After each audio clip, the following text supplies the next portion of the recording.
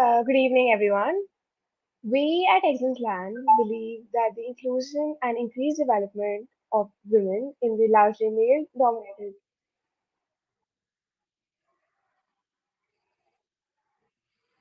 male-dominated field of technology is essential for the development of the field as a whole. Keeping in mind our aim to encourage a greater number of women and other minority genders to indulge in the field, we are organizing an intra-school Girls in Tech series.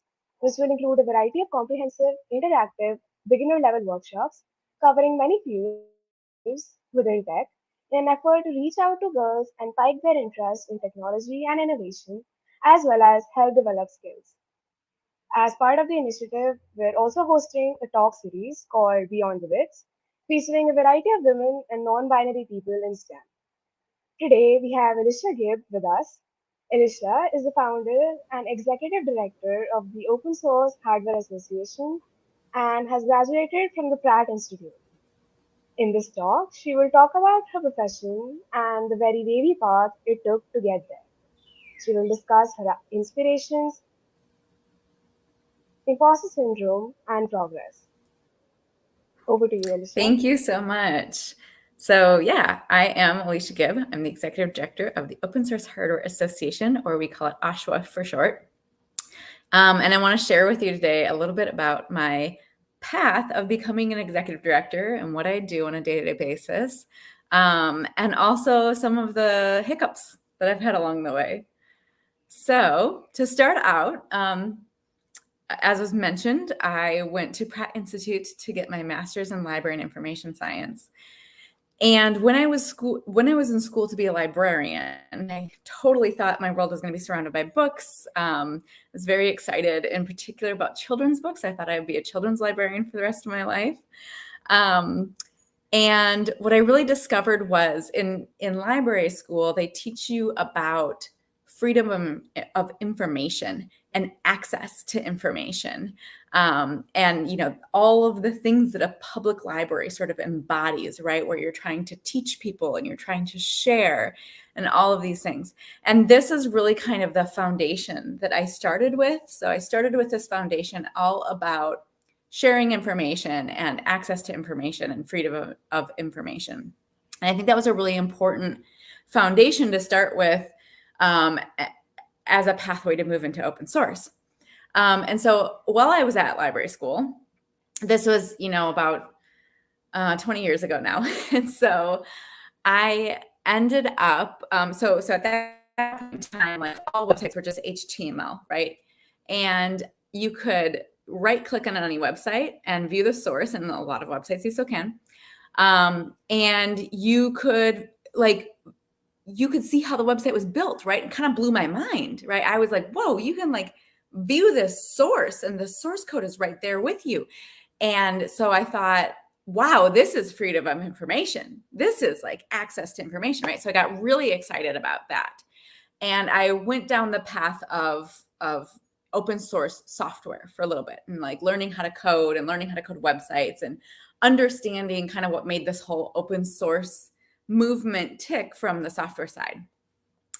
And then I got interested in a hackerspace. So this is Nyc Resistor. It was a hackerspace in Brooklyn that started in about 2007, 2008 that I was part of. And I loved the sort of juxtaposition of my library background, knowing how to sort and organize physical materials, right? But then also sort of taking it into this foundation that I had of freedom of information, access to information, and applying it into this world of open source and code and hackerspaces. We were all about doing workshops and sharing our knowledge with the community so that lots of people could figure out how to build. So in this sense, this is what really was my education into code and microcontrollers and physical computing. All the stuff that I did after it was really from an education that was not from an institution at all. It was from a hackerspace, right? And all the friends there that I had that I could just ask a question to and find information.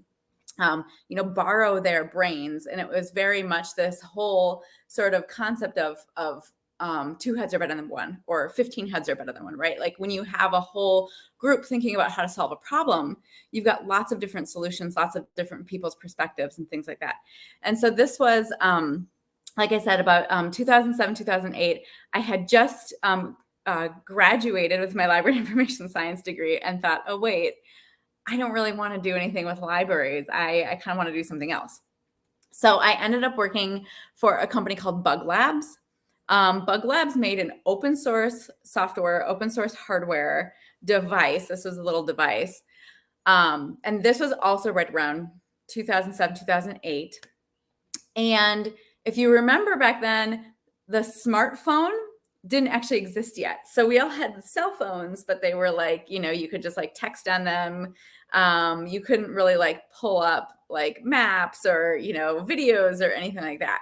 The internet did not exist on phones at this point in time. So this device was a small handheld Linux computer.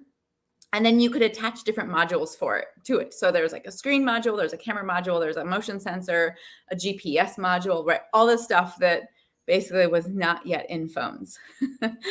Unfortunately for this company that I worked at, smartphones came out like a couple years later. And so the use case of this device was like, less and less. But while I was there, I kind of started in this role of community manager, right? They said, oh, you're from a hackerspace. They were specifically kind of looking for somebody who had been involved in Nyc Resistor, which was really interesting. But my role grew as I was there. It didn't just stay stagnant, right? And so I was given the title Gadget Wrangler, which was really flexible. So I started in community management. I figured out who all the players in the community were. And then I said, you know what I think would be interesting? You've got this great space in the middle of Manhattan that goes completely unused every single night, right? So let's start having workshops. Let's bring people into our space in the evenings. Let's start having workshops. Let's invite them to build their own things, right? This is an open source platform. So we want to invite people to build their own stuff. And we want to have people modifying this. We want to have people like inventing new things because of it. And so I started thinking like, okay, what we really need is kind of a hackerspace inside sort of a corporate entity. And at this point in my life now, I have created hackerspaces within or somehow been a part of forming hackerspaces for community hackerspaces, for corporate hackerspaces, for public library hackerspaces, and for university hackerspaces. So there's definitely like a part of me that took that whole hackerspace thread throughout my entire life. But this was the example where I created sort of a corporate hackerspace. It was called the Test Kitchen. And we invited people in when we were working, when we weren't working, to come and build their products, to take workshops, not only on using our device, but other kinds of open source hardware and software. And it was really sort of, this moment that I had where I realized that if I'm teaching other people, I'm sort of also learning the most in that point in time, right? Like there was a shift that happened where I realized like, oh, like I've been the student for so long, and now I'm at this place where I can teach other people. And that was a really powerful switch for me. The first time that I realized that I had something to share and that I had something to say, and that my knowledge was such that I might have more knowledge about a particular topic than somebody else, and that I could teach somebody else something that they needed to know or help troubleshoot a problem or anything like that, was incredibly, incredibly powerful. And I think I probably could have done it sooner than I had, but I was a little bit shy at first about my own knowledge and about where I was in the world, and didn't realize that I probably could have started helping people even sooner than I had, but just didn't quite have the confidence. And so I think that was the other thing that I realized in terms of teaching and teaching workshops, was that a lot of what I ended up teaching was just confidence, especially to people from underrepresented populations in tech, like women, where I come from in tech. And so what I recognized was like a lot of women in tech just need a little extra confidence, just need that boost of confidence to know that they can do it, to know that they have something to share, that they have something interesting to tell the world. And to me, if you can teach somebody how to have a little extra confidence, that is as worth it as teaching them an entire language of code. So after this, my journey ended up taking me basically to Oshawa through a little bit of a different kind of path. So when I was at Bug Labs, we were, this open source hardware, open source software company. And we had all kinds of questions about, okay, what does it open source exactly mean? Like, what are we supposed to be doing? What are we supposed to be sharing? What is the source in hardware? So my boss at the time came to me and said, there's got to be other companies out there who have these questions. Do you think you can maybe, get a few people in the room, and so we can all talk about these sort of problems that we're having? And I said, yeah, Peter, I think you can get 300 people in a room, and I think it could be a conference. So that is how the Open Source Hardware Summit was born. Across the city on the other side of Manhattan, I ran into somebody named Eda Lovely, and she was also thinking along these same lines. She was setting up workshops about open source hardware as well. So we combined forces and said, okay, we can do this together. So she and I founded the Open Hardware Summit. And that summit has now been running since 2010, since the very first one in 2010 when I worked at Bug Labs. After working at Bug Labs, when it was kind of clear that okay, smartphones had come out, this product is no longer as needed as it had been. And we were a VC-backed company, and so we kind of didn't necessarily have autonomy over the company. So the VCs kind of came in and said one day, oh, you know what? We're going to stop doing hardware and just to focus on the software. At which point I said, okay, well, I'm really kind of I've gotten into this whole world of hardware and I love it so much, so I'm going to leave. But I said, can I take the Open Hardware Summit with me? And Peter said, sure. That was your thing. That was your baby. Go for it. So then I realized that okay, you've got this whole conference, right? And it was kind of weird because before we had one company who had the domain and one company who was taking care of the hosting and another company where sponsorships would go. And so it was kind of evolving around a lot of different companies. And it was a little bit weird to put your sponsorship through a company. So we recognized that we kind of needed a bigger umbrella organization for this whole movement to sort of live under. And that is how the Open Source Hardware Association got started. So in 2012, I started the Open Source Hardware Association. And the people who are standing here in this picture was the majority of our very first board. And so one of the things that we really tried hard to do with the Open Hardware Summits and with our board is to always make sure that we're representing a diverse subset of people and people in our community, and intentionally trying not to leave anybody out. So we definitely want to make sure that we are, looking towards those underrepresented populations. And coming from tech, where I was a woman in tech, that was kind of the lens that I was looking through, and so we were specific, really honed in on okay, so women in tech, what can we do to get more more people here who look like me, who are basically just trying to get this whole concept of open source hardware out to a different subset of people. And we decided that that there were several of us who were women there, and so we clearly understood that gap and clearly understood that need, and just having we sort of had this whole shared experience of sort of being left out and having felt left out at other conferences. It was not uncommon in my era for a woman to be asked where her boyfriend was, because, why would a woman be at a tech conference alone? So we very much decided from the get-go, we did not want to have a conference like that.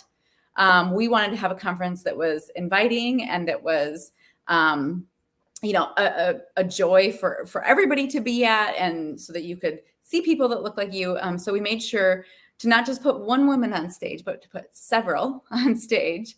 And same with our board, not to just have, one person who was a different gender, but multiple people. And so this is kind of where I'm at now. Is I am still the executive director of OSHWA all these years later. Most of the time, I have been OSHWA's only employee. So what that means is that I am, in one given day, I am doing strategic planning for the entire organization, high-level thinking, and at the same time, I'm also stuffing envelopes and addressing envelopes and getting the mail out, right? So I am doing tons of the tasks that just are part of running an organization.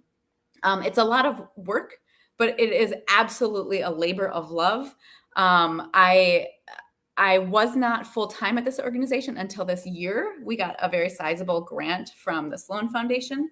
And so that's been a really exciting shift for OSHWA, that I can actually be full-time at this organization. I was able to quit my other job and just do this 100% of my time. So I'm really excited for the ways that OSHWA will grow, and that the whole open source hardware movement could grow because we have some more resources at our fingertips finally. So along the way, I had a publisher come to me and tell me, you should write a book on open source hardware. And this was about 2015, right? So I had been the executive director of the Open Source Hardware Association for 5 years at that point, okay? I had done open source hardware, right? I had been part of helping people through building open source hardware at hackerspaces. I had been, I had worked at a company that built open source hardware. I definitely knew about open source hardware, but I said to this publisher 5 years in as the executive director of the Open Source Hardware Association, I said, well, me write a book? I don't know enough about open source hardware to write a book about, building open source hardware or whatever. Like, I couldn't possibly be the right person to write this book. And it took her about a year of convincing me that no, you're the executive director of the organization that has defined what open source hardware is, that helps people through this. Like, you are the right person to write this book, right? But I had so much imposter syndrome that I thought, no, there's clearly got to be somebody out there who would be better at writing this book, right? So I did end up writing the book, Building Open Source Hardware. You can see there's my name, Alicia Gibb, down there on the bottom of the book. But what I did was, after I realized, like, oh, okay, maybe I am the right person. But I also realized that with open source hardware and sort of heading up this community, it felt like it should be sort of a communally written book. And so I kind of gave out chapters to people in the community who I thought were experts in the field, in areas where I was not, right? So I am not a lawyer. So I gave the chapter on writing about the intellectual property side to an actual lawyer. I am not a manufacturer, so I gave out the chapter about writing about manufacturing to somebody else. But what I realized was, like, I still knew that community, right? I still had those resources that I could say, oh, I know the best person to write these chapters. And I wrote several chapters of the book as well, and filled in for, the stuff that OSHWA did, of course, and the things that I thought, oh, maybe I actually kind of am an expert at that particular topic. So the chapter on derivatives was one that I wrote because I felt like I, really had a good understanding of what OSHWA was trying to do with, like, saying, hey, here's how to create a derivative. Here's how to do it in the ways that we want you all to be doing it, so that everybody's kind of agreeing as this community how they're creating the derivatives and what that really means to create a derivative and what the rules are around it. So it was kind of funny. So I had to be talked into writing a book on open source hardware when that has been my life for the past 10 years now, but at the time for the past 5 years. And so that's just that's a great example of imposter syndrome right there, right? And so I thought, no, like, I'm just this, person who was a librarian, who got informally educated in electrical engineering through a hacker space. Like, I can't possibly be the person to write the book. But as it turned out, my publisher was right. I was the person to write the book, and eventually I did write the book. A few other things that I did along the way, I created a company a few years back called Build-A-Pons. I was trying to create light up Lego bricks. And so, so I put some electronics inside a teeny tiny Lego brick, and I started a Kickstarter crowdfunding campaign, and I ended up getting $40,000 for this project. However, this was not the first Kickstarter that I did on this particular project. So this one was successful, where 628 backers pledged $40,000. This one was actually the second project that I ran. The first project, I was trying to get something like 90,000. And what I realized was I had set the price points completely wrong for what people were willing to pay. And I didn't really do the best at budgeting the first time around on how much I really needed to create these things. So the first time I tried this project on Kickstarter, it failed. And I think it's really important for, people in my position who have, quote unquote, made it in the world, who are at these higher levels, to also talk about failures, because it happens to everybody, and how they work through those failures, right? So my first Kickstarter totally failed, did not work whatsoever. I think I had gotten $30,000, right? So I said, okay. So the community has an appetite for $30,000. So I'm going to put my my cap at 30,000, right? I'm going to say, okay, that's how much people are willing to make. That's great. And then I ended up making 40, which was awesome. And that was enough to take care of the injection molding that I needed to do for these bricks. And then I ended up creating this Kickstarter, having a successful Kickstarter. And then I was able to get out all the product to the 628 backers. But what I learned along the way is having a company is a lot of talking about your product. And in a way, when you're the inventor of that product, it's a lot about talking about yourself. And I did not love talking about myself and what I had made and my product all the time that much. What I really enjoyed, though, on the other side, because I was doing both this and Ashwa at the same time, was that I really loved talking about other people's projects. So it kind of goes back to like that community manager part of me, is that I got a little shy about talking about myself. And I certainly had a little more imposter syndrome talking about myself as well, because again, I know nothing about injection molding. That was a completely new territory for me to be in. But I surrounded myself with some smart people who did know about injection molding. That's how I was able to figure it out.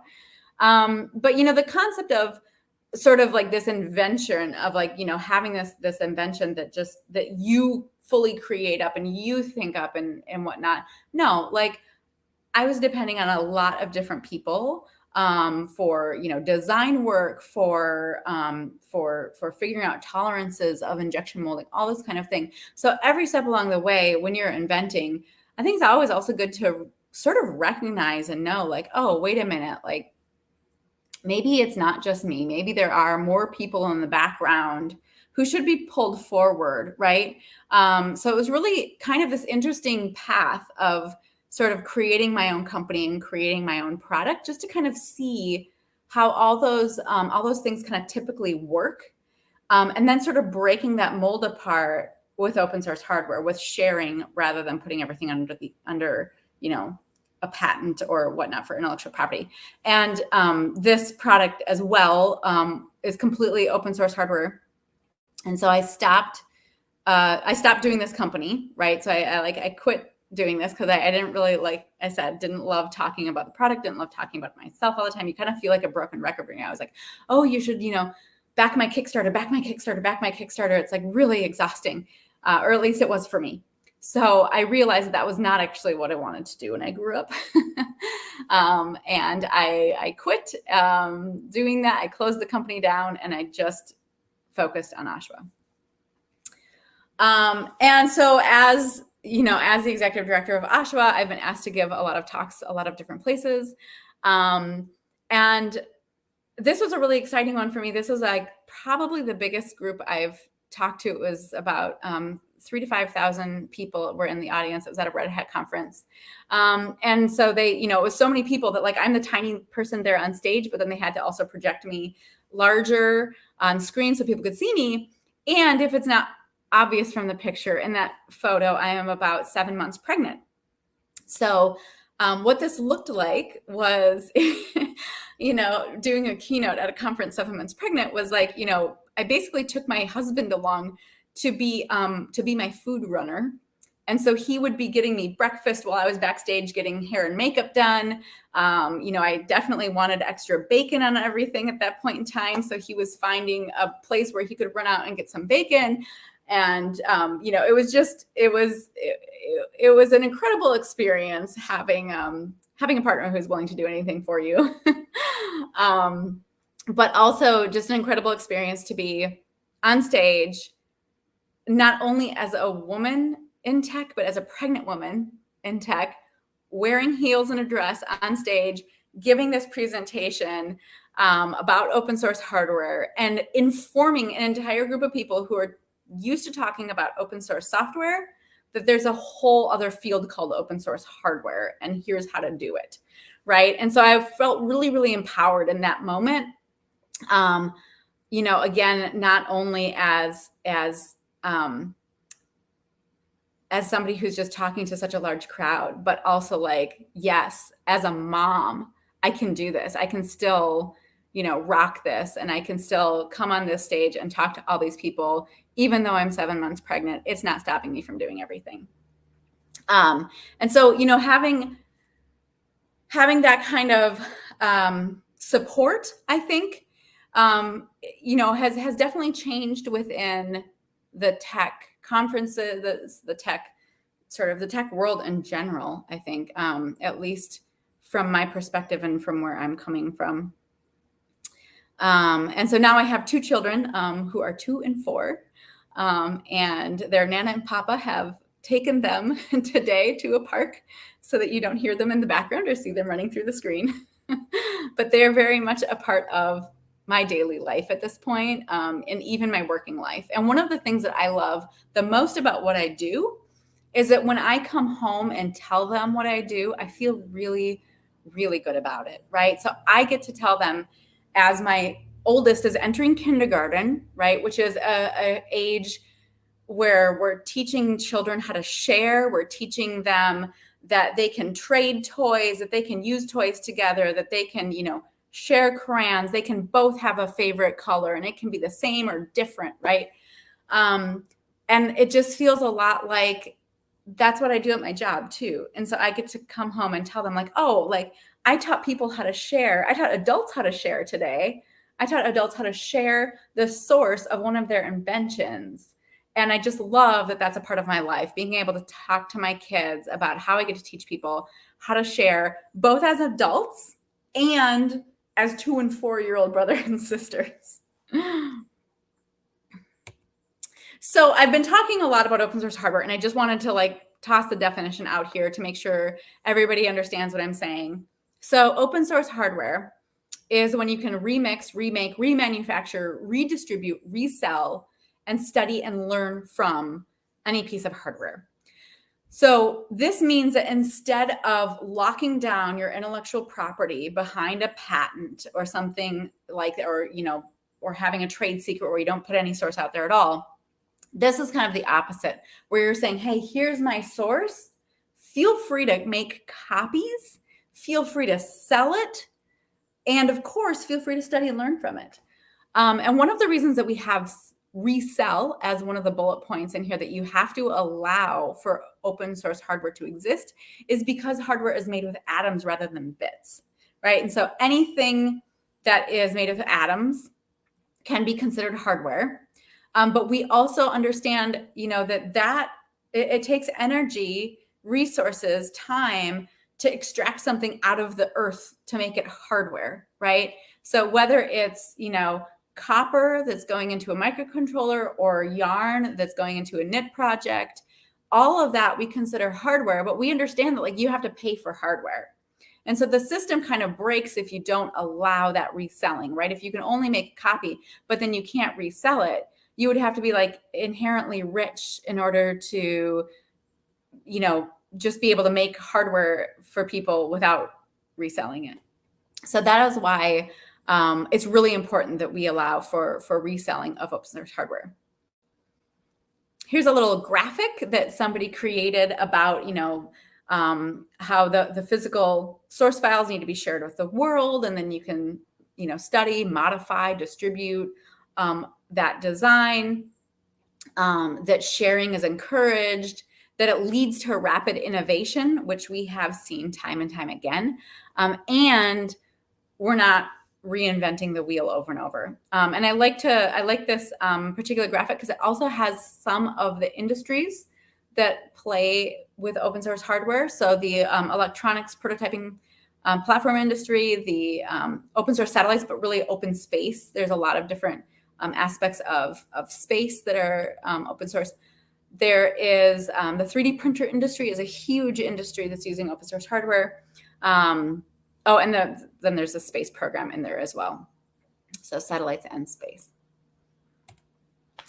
And these are a couple derivatives. So the open hardware movement really started in electronics and microcontrollers particularly. Arduino microcontroller was a really popular microcontroller, still is, that is open source, but that a lot of people have created derivatives from. So this is images of all derivatives of just the Arduino microcontroller. And a lot of them are different form factors. Some of them have different functionalities. The purple circle in the top corner is a microcontroller that you can sew with conductive thread, and so you can create wearables out of. So there's just tons of different ways and reasons that people are creating derivatives. And I really think that derivatives are important because, you know, a given company in the world is most likely only ever going to really serve a particular population,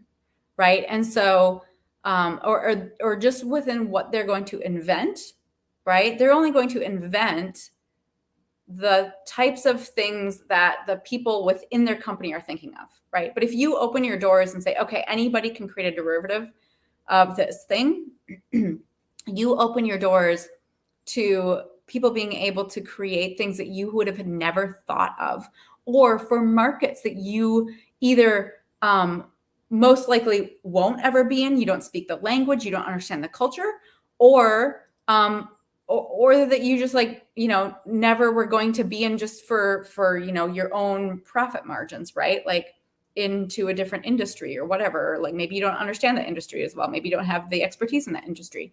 So there's a lot of different things that happen, really beautiful things that happen when you share your designs for open source rather than locking them all down. And then the other thing that we've done at OSHWA that I kind of mentioned in the beginning is we really focused on curating a kind community. So we really want our community to be welcoming and kind. So we've developed a number of things. We have our codes of conduct. Not only do we have them, but we also created a guide for writing a code of conduct. We have a guide on welcoming aspects of a community that talks about really having empathy for people who are not the same as you, and where all the things are that, you know, you could go through and look at, okay, I'm having a conference, what are the things I need to think about? So I'm thinking about all kinds of different people. We redefined signal names for SPI. This was a field that was using master and slave. And so in countries like America, where we have a very horrible history with slavery, it kind of left some people out of wanting to be in tech if they were constantly having to talk about masters and slaves when they were just trying to hook up a wire or some pins together. We also created the Eda Lovely Fellowship back in 2013 to go along with our conference. At first, it was just travel funding, but I'm really excited to announce that we have expanded it from travel funding over, you know, the course of the pandemic when we were not meeting in person. We wanted to still give that money away to underrepresented people in our community. And so we ended up giving away the Eda Lovely Fellowship as a professional development stipend, so people could use it as, paying for a class or paying for books they needed or paying for something that would kickstart their company or something like that. So that's been, and I can quick show you these websites. So here is, this is the Oshawa website, it's oshawa.org. Here's the page on how to write a code of conduct. So it just kind of goes through not only, what we think, but also some links for how other people have done it and things in the public domain. This is aspects of a welcoming community. So we talked about the agreements, which are things like the code of conduct. We talked about intentionality. So making sure that you are being intentional on how you're designing your space or designing your conference, what kind of vocabulary you're using, if it's, dead or rejected terminology, environmental factors to take into consideration when, again, if it's a conference or if it's a event, and then signifiers. So who is being signified that this space kind of belongs to? Who is being signified they should be in this space or use this space? Similarities, just finding similarities in your community. Figuring out the pathways. This is a very, in terms of both physical and educational, figuring out the pathways, figuring out the voice of your community to make sure that it has a welcoming voice. These are all things that we did along with the BTU lab, the Blow Things Up lab, when I worked at CU Boulder as the director of that hackerspace there as well. So we worked in conjunction with them. This is our resolution to define new signal names rather than the master and slave that I had just talked about. And we have a number of endorsements here. And then this is the Eda Lovely Fellowship. So this fellowship, because it is hand in hand with our summit, will show up. You can apply for it for the 2023 summit. However, we don't have that webpage up yet. The 2023 summit will be in April, hopefully in person this year, hopefully in New York City. But here's, you can scroll through all of our fellows and find out what they're doing from this year. And like I said, this fellowship, we're planning on continuing to grow. So there's professional development aspects as well as travel funding on top of it. All right, let me go back to my view mode. Excellent. And so I just want to talk a second about hope as well. I have a lot of hope for the future. I was on a really cool call the other day where we realized it just happened to be 4 women in tech, kind of from all different communities. It was the Internet of Production. It was the Nation of Makers, and a representative from, or the founder, I should say. It was all founders from those places. The founder from, obviously I was there, so I was from Oshawa, and the founder from the Open Source Medical Supplies. And we were all women. And then we also realized that we were all also moms. And I think that was the first, I wish I had taken a screenshot of that call, because I think that was the first time that I had been on a call where we realized that not only were we all women, we were also all moms, which is, I feel like another layer of an underrepresented population in tech. But it really gives me a lot of hope for the future. When I look around our open hardware community, I see a lot of women in leadership positions, and that really warms my heart. And I also see a lot of people getting started in open hardware who say, "Oh, wow, like this is a great community. This is a welcoming community." A lot of the things that were happening 20 years ago when I was just getting into the open source software community, which has kind of been known for not as, being as welcoming. But it really makes me hopeful that I'm not hearing the same things from the hardware community, or at least from Oshawa's open hardware community. And I've really gone to great lengths to make sure that that kind of stuff is taken care of right away, where there's the, you know, the comments that could be condescending, the comments could be unwelcoming, are just, we make sure that the people are notified immediately that that's not this kind of community, and that we're trying to build a caring community. So I'm very hopeful that that, you know, our future is full of more and more people from different backgrounds, from, you know, diverse backgrounds, from underrepresented populations in tech, because truly we can't actually be making the best products if we're only making it with one type of person in mind. And that is my talk. This is the Open Hardware logo, by the way. If you see this anywhere, you can know that you will be able to find the source files, and that you can study and learn from it, that you can remake it, you can make a derivative, make it how you want to make it, resell it, start a business, stand on the shoulders of giants who've already, you know, done some of the work for you. Because that's how innovation truly happens. And with open source hardware, we can personalize, we can modify, we can make our innovations really, truly our own. Thank you so much. And if we have a little bit of time, I am happy to take some questions.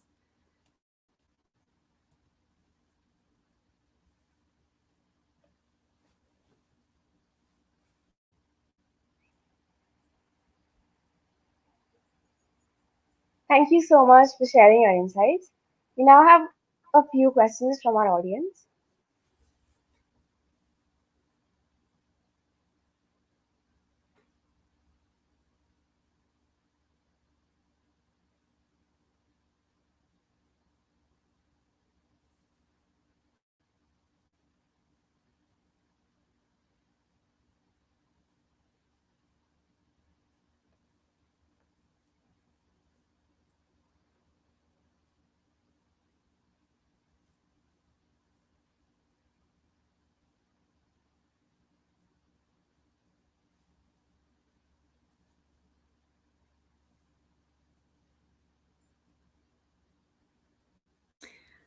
So I think there's a question asking how open source hardware and software are different from each other. Is that right?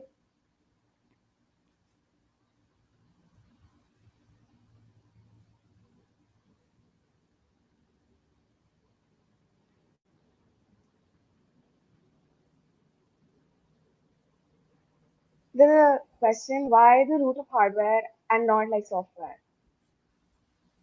Yeah. So, I mean, so one of the ways it's different is that whole distribution thing, right? Distributing actual goods rather than software, right? So software, you can just distribute it over the web. It's often very cheap or even free to share, you know, code, to share, you know, software. With hardware, though, like, you have to take into consideration, right, not only like how much it costs to create the thing because you're using physical goods, but also how much it's going to cost to ship the thing. You know, what are all the different, you know, tariffs you need to think about when you're shipping it? What are the different countries and all of the what are those called? When you ship something into you know, in an international country, you often have to fill out a huge form for customs, right? And so, like, what are the customs codes that you have to know and things like that? So those can be pretty big differences. But some of the similarities, right? So our open hardware definition was actually created from the open source software definition, from the GNU definition. So there's tons of similarities there. You know, attribution is a huge similarity. So both hardware and software with open source need you to give proper attribution to truly be considered open source. So that's something that we took from the open source software world. We said, hey, that's a great principle. Let's continue that. You know, the other thing was like reciprocal licenses. So making sure that if you put an open hardware license on something, that whoever else creates a derivative also then has to have an open hardware license on it. So you cannot take the license and change it. You can't patent it once it's open source, which is a similar principle in software. So there's a lot of different similarities, different nuances. With hardware, it's also really hard to write everybody's names down like on the actual hardware, right? Like, so if you're giving attribution, you often in software, you can just like stick that all in the header or in the README file or whatever with, and the attribution is contained within the software itself, right? But within hardware, it can't often be contained on the hardware itself. So it's kind of interesting. Like you have to, either put in the README in your code or you have to put it on your website. But oftentimes, the board footprint of a particular piece of hardware is only so much. And so you might not be able to like write everybody's names down for your attribution on the hardware itself. So those are a few differences.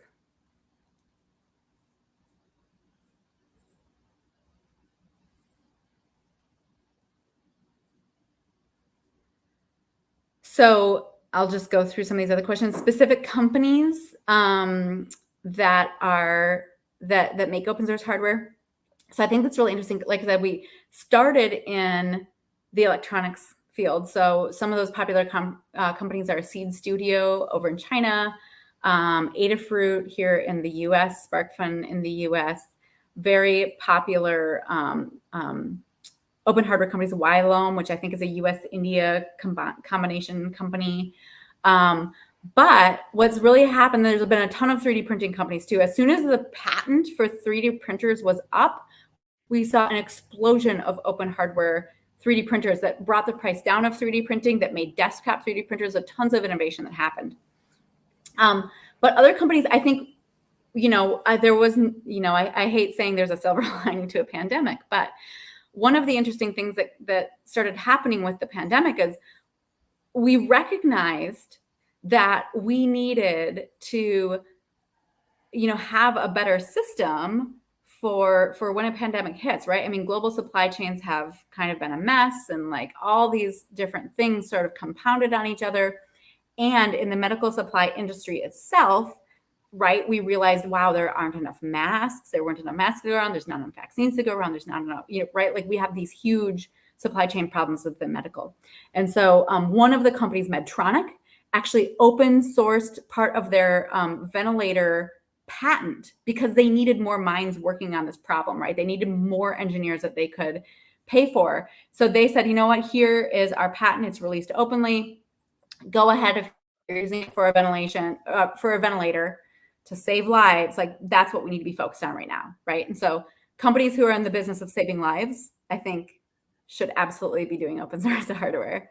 Companies that want to better themselves for the sake of humanity also, seems like just a place where we should be using open source hardware. Let's see. Cars have a monthly paid subscription service for features that have already been built in.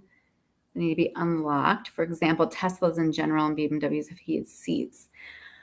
Yeah, so I mean, I think this kind of gets into a different area kind of around security. But if we've seen something from like open software, we know that like open software tends to be a more secure way to go. And I think you could say a similar thing about open source hardware.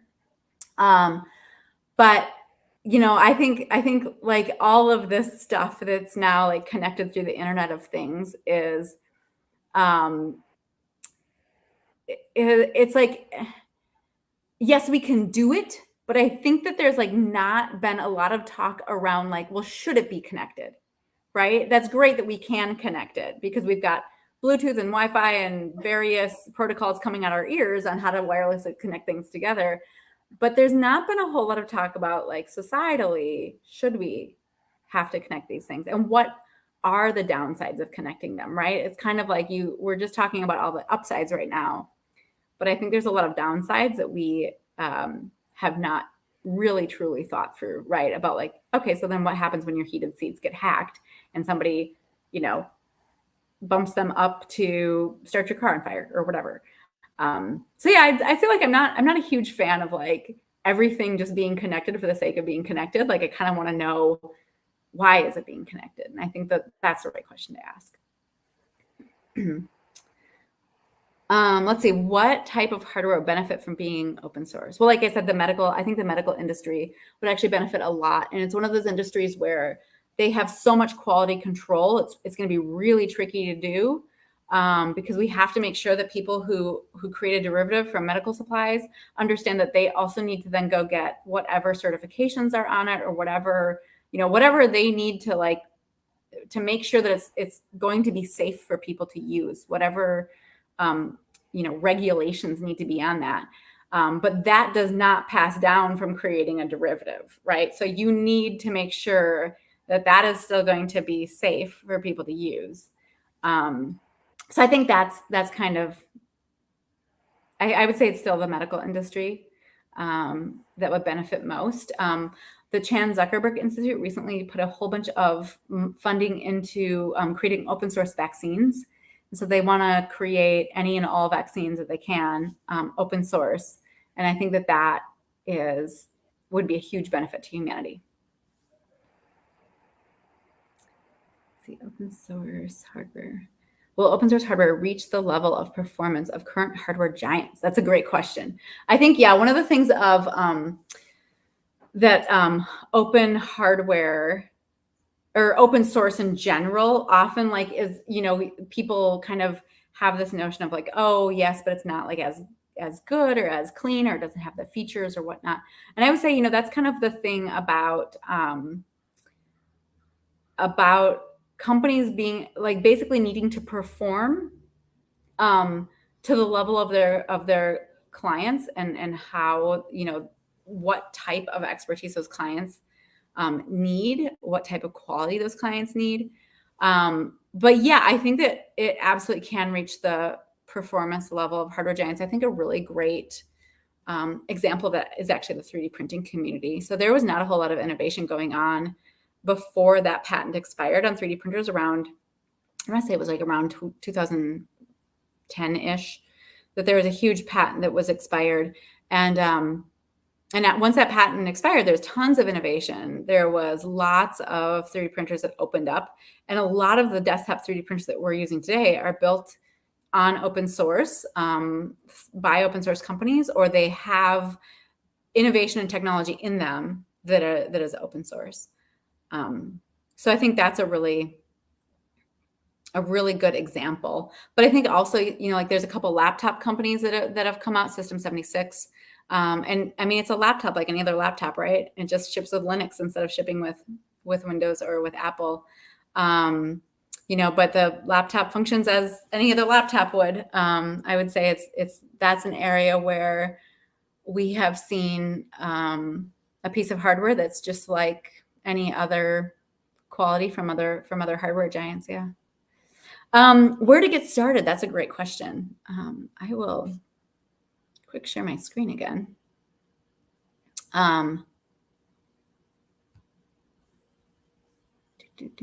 Share.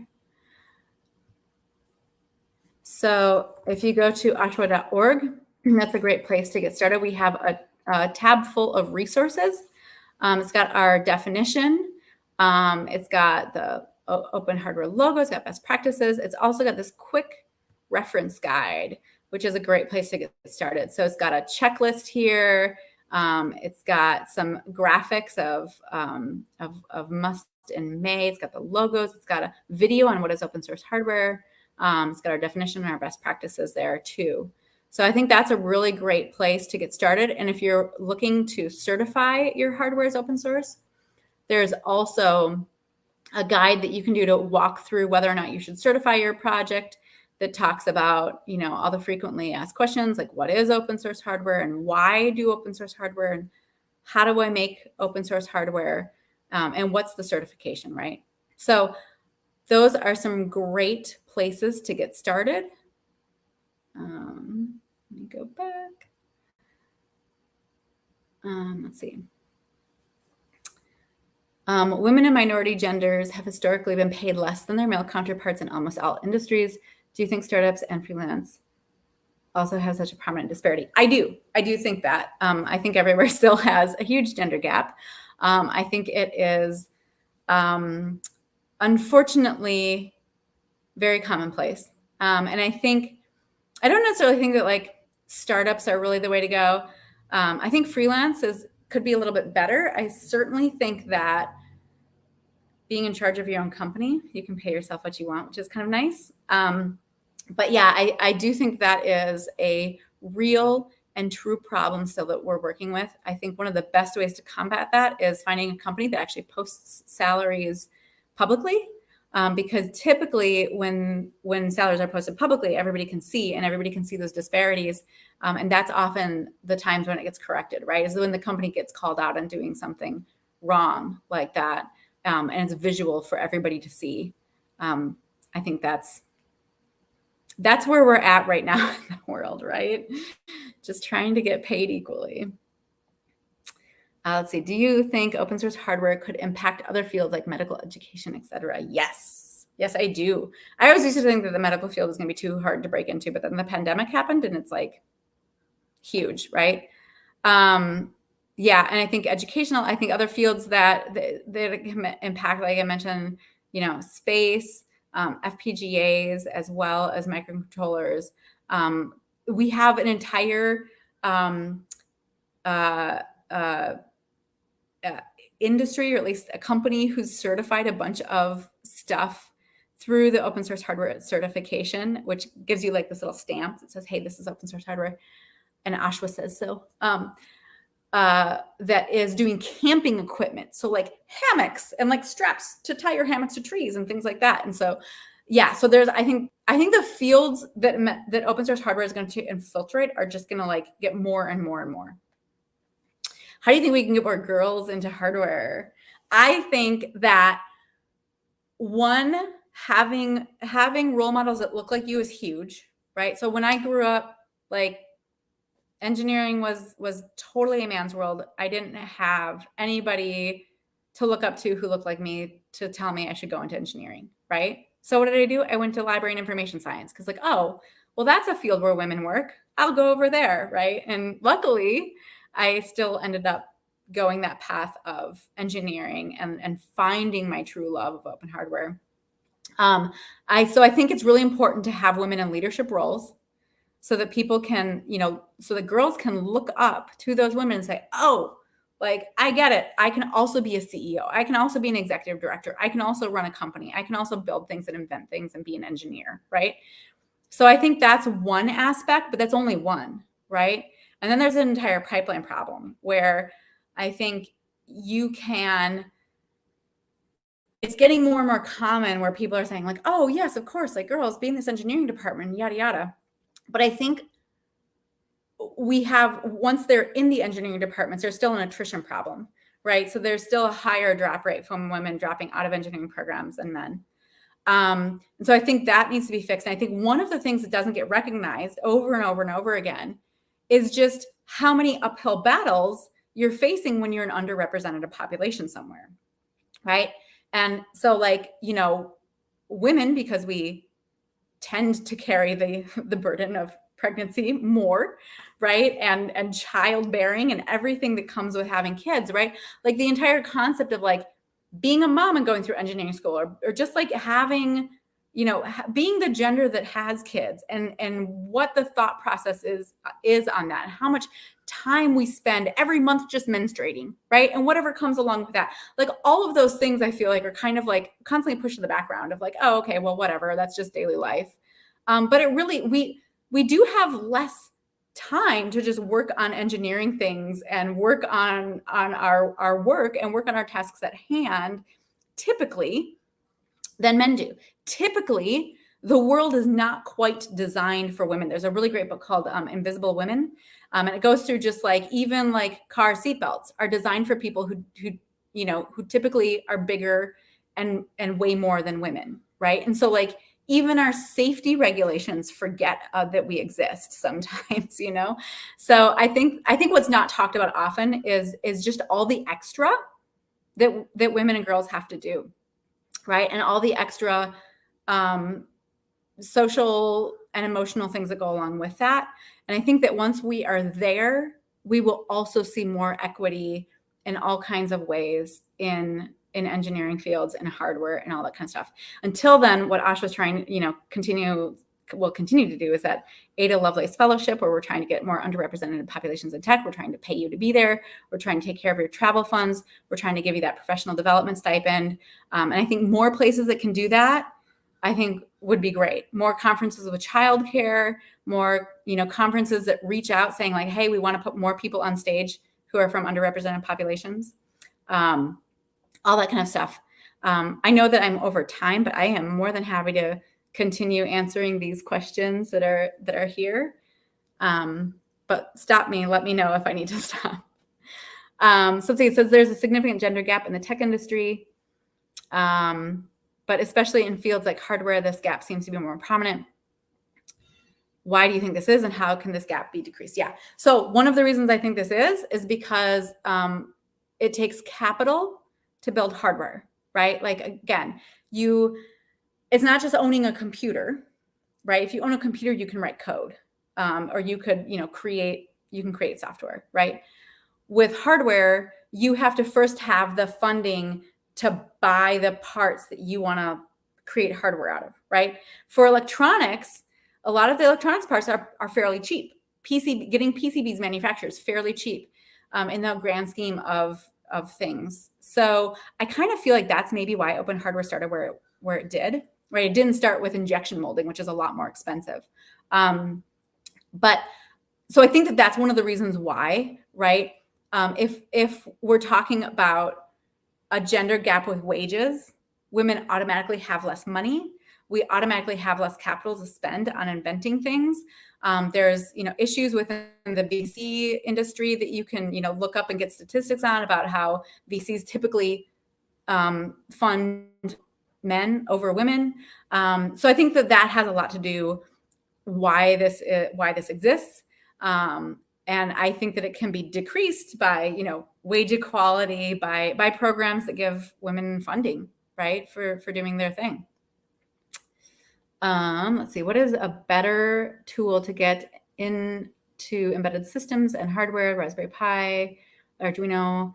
Yeah, so actually, great question. The Raspberry Pi is not open source. So the Arduino, however, is, but the Raspberry Pi has an NDA on their chip, and their chips are not readily available for people to purchase. So I'd say the Arduino there because it's open source hardware. Let's see, what proprietary software is open source? What are the advantages and disadvantages? Yeah, so a lot of people kind of, so actually we have a whole checklist that goes through this in our resources folder. One of the questions is, are you emotionally prepared to be copied? I think that's basically like the crux of whether or not you should do open source hardware, right? It's not for everybody, or open source software. So an advantage to you could be that somebody takes your thing and creates it and builds on it. But you could also see that as a disadvantage, right? Sometimes people say like, oh, but like, if they didn't do open source hardware, they could have just had all that money for themselves. But in reality, they probably wouldn't have gotten into as many markets. And so there's like, it's kind of a double-edged coin, but I think some of the advantages are that you get into more markets, that you have more engineering at your fingertips because your community is doing some engineering for you. And then I think, some of the disadvantages are that people incorrectly, either don't give attribution, which, you can always say, hey, this is open source hardware. Here's the license. It needs to have attribution. That is like if you have a license on it, you can absolutely reach out to the person and say, hey, you're doing this wrong. But some people, and a lot of people from what we've seen don't actually mean to be doing it wrong. They just kind of, they sort of oopsed it and they're doing it wrong. Let's see. Proprietary man. Is it better for proprietary technologies to be cloned as open source software, or is it better? Yeah. So you can't really clone a proprietary technology, right? Because it's proprietary. So they would have legal standing that's like their thing. And, and they would be able to go after you and say, hey, that's our intellectual property. So you should not just clone proprietary stuff. You should absolutely build your own thing from scratch and open source it. Thoughts and safety concerns of using open source operating systems of Linux. Yeah, I think Linux is a great platform to use. My community uses it a lot, but I don't. I would say there's just as many safety concerns using like Mac or Windows as well. So I think you just kind of have to know what your risks are with any operating system. Should graphics cards, keyboards, and other hardware have their code on the web so they aren't restricted by manufacturing limits? Yes, absolutely. I think they should. I mean, I dream of worlds in open source. So, you know, the more the merrier is what I would say. I think everything should be open source. Let's see. There's another question about the wage gap in industries. I think I've already addressed that. And don't you think software is more preferable as it requires comparatively less comp? Yeah. So yeah, software is definitely, you know, easier to open source for sure because it does require less capital. Absolutely. All right, I'm way over my time. I will pass it back. Thank you so much all for listening to me, and feel free to reach out to Ashwa. Feel free to reach out to me if you have further questions. I'm more than happy to chat with you over email.